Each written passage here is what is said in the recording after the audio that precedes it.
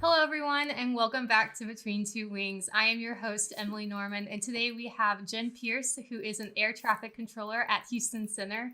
Jenn, thank you so much for coming on Between Two Wings today. You are absolutely welcome. Thanks for asking me. Of course. Always love to talk to controllers, especially outside the cockpit when there is no comms fright going on. So this is amazing for me. So I like to start off each episode by just kind of explaining where we're at virtually. I thought this photo would be very appropriate because it is me pretending to do your job at the Oshkosh Tower. The airfield is actually closed. The air show is about to start.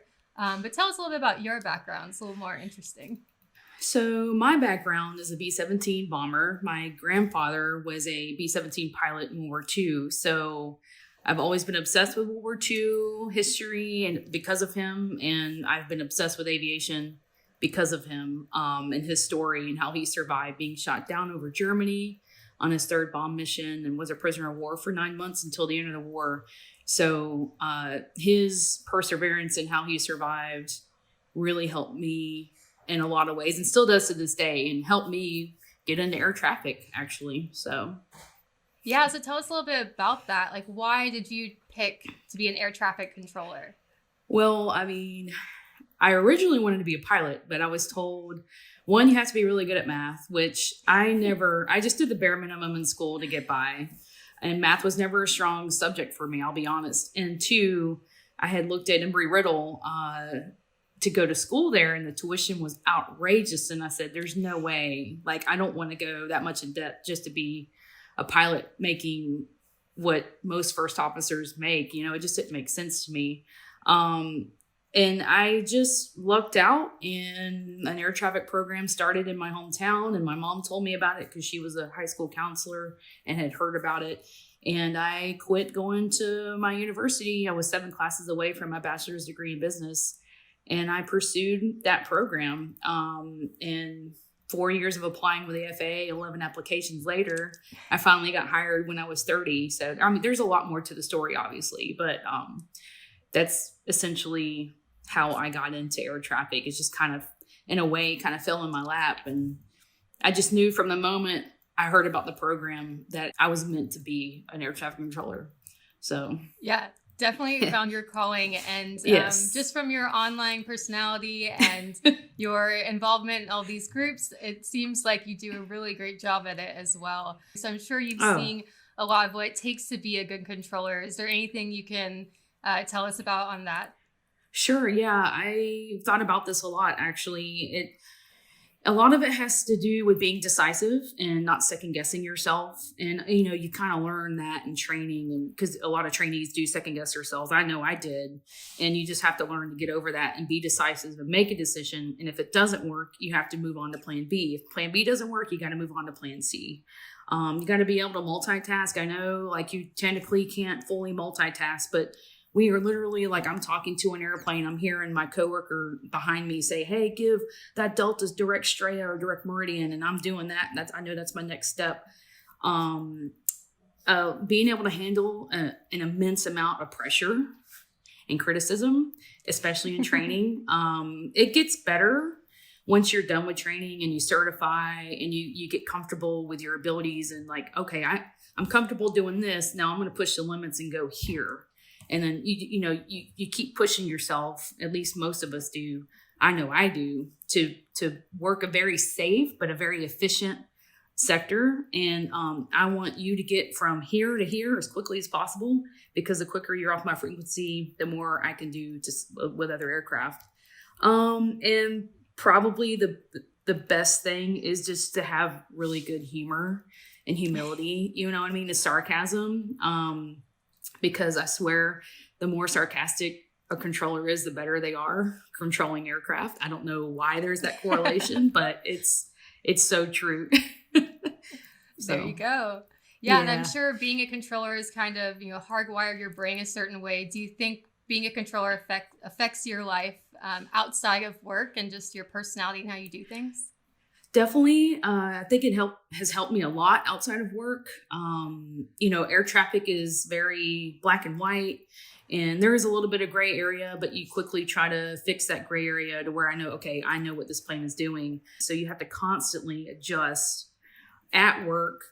Every time we plug in, it's never the same day twice, but it's the same call signs, it's the same phraseology. And and that has translated into my life where I used to get bent out of shape when something wouldn't go my way or like plans would fall through. And now I'm just like, I'm going to roll with the punches and, adjust when I got to adjust and keep it moving. So I think that's been the best helper or the best aspect of the change in my personal life. So if anything, I'm like way too organized and maybe a little too OCD, and work has helped. I don't know if that is a help or not, but yeah, I can imagine it allows you to be able to be flexible, but also a really good problem solver at the same time. Yes, that's like being able to analyze a lot of information and solve problems like very quickly, because those planes are flying very quickly, especially with 150 knot tailwinds. So yeah. I couldn't even try to start to analyze what you do and attempt to learn that process. I'll stick to the cockpit side and just have you help me in the skies.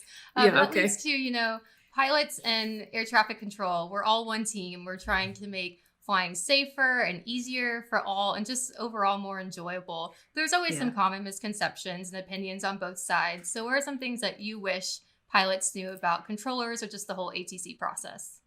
I think the biggest thing for me is pilots might get frustrated with us if we don't answer them right away. It's honestly the biggest thing is knowing that we've got so much going on. I say behind the scenes or behind the mic. Of course, on weather days is when we have a lot of coordination going on. Like I can have 2 different controllers call me, which I'm automatically go into my earpiece, and my mic is already like hot when they call me. And then I have a pilot calling me too, and that comes through the speaker. So it's like 3 different things going on at once. And I have to like, okay, I know that Delta checked in at 36,000 feet. I took the handoff on him. Somebody else checked in. What does this controller want? So that, it's just a lot of moving parts. So just be patient and understand that like when we say we're on the landline, that 93% of the time we were on the landline. Yeah. Seriously, I'm dead serious. I wish more pilots would come in and take tours when we can give tours. We can't now because of COVID, but it's just such an eye-opening experience, And it would be the same for us, like controllers flying in the jump seat. So to get in that perspective of like, oh, wow, like this is what's really going on up here. So. Yeah, for sure. Well, when able, I'm going to hit you up for one of those tours. That I would love to show you around. Experience. Yeah. Awesome. Yeah. And so another thing is obviously pilots have comms fright. It's a big thing with training. It's something I'm personally going through as well. But we don't think about sometimes is controllers go through the same process. Right. Do you think there's any like similarities there or things you think that could help both sides improve and get over this kind of silly fear at times? Right. Honestly, there's so much similarity, with pilot training and air traffic training. It's a lot of the same stressors, and like maybe being afraid to talk on the frequency, and as a controller, you have to have a dominant voice to control, not voice, but a dominant demeanor to control the sector or the situation. And as a pilot, like you don't want to sound timid, but honestly, the best way to do this, and this is how I approach training, as uncomfortable as it was to just dive in head first, sound like an idiot, make my mistakes. And then next thing I know, I'm better and I sound better. And I'm able to build on that like building block of like, okay, I started here, I sounded like this, but like 2 weeks later, I'm here. You know what I'm saying? Mm-hmm. So that's just my advice is just sound ridiculous, sound like a hot mess on the frequency, and you'll get better. Trust me. So, and if we hear that as a controller, then we know like, oh Lord, they're training. Yeah. We've all been there, everybody gets bent out of shape. And I'm like, well, we've all been a trainee at some point. We've all sounded ridiculous at some point. So like have a little give, so. Definitely. You just have to drink from the fire hose sometimes. And in aviation, it seems like that saying is passed around a lot. That's exactly what ATC training is like. trying to drink from a fire hose, and it feels like you're never going to survive. And then one day you're certified and you're like, oh my gosh, I did it. So. Yeah, exactly. Well, Jenn, thank you so much for taking the time to come on Between Two Wings today. It's been You're such welcome. a pleasure. And I hopefully will get to hear you on Frequency sometime. I'll probably be that timid pilot, but one day I'll be a little more confident. Yeah. Exactly. Awesome. And everyone, thank you so much for tuning in to this episode of Between Two Wings. Hope to see you next time.